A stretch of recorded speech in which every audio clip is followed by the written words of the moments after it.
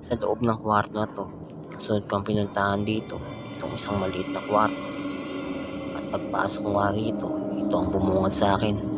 Mga cabinet na halos ayos pa at bago pa ang itsura.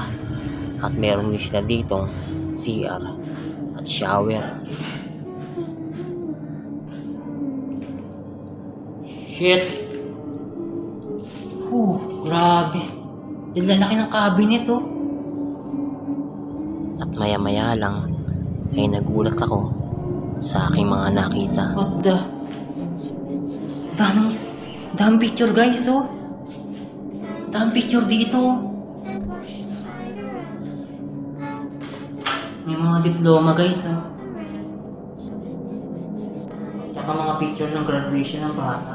Habang tinitignan ko ang mga gamit na tira dito, ay maya-maya lang ay may narinig akong isang ingay na nanggaling sa kabilang Color kwarto. digital camera. Guys oh. Yan.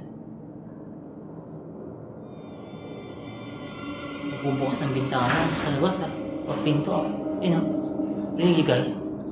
Siguro yung ano sa parking area.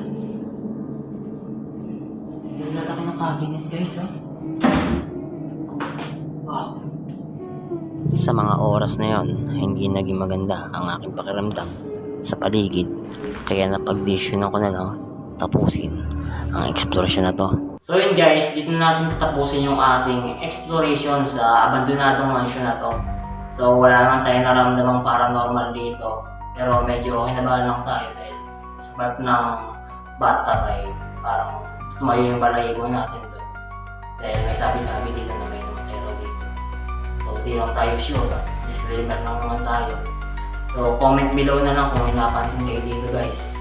At syempre huwag niyong kalimutan kung bago ka pa lang sa aking channel. Huwag niyong kalimutan i-subscribe ang aking YouTube channel at i-click ang bell button para updated ka kung may mga bago akong ilalabas na videos. So hanggang sa muli, Renat TV Vlogs. Peace out.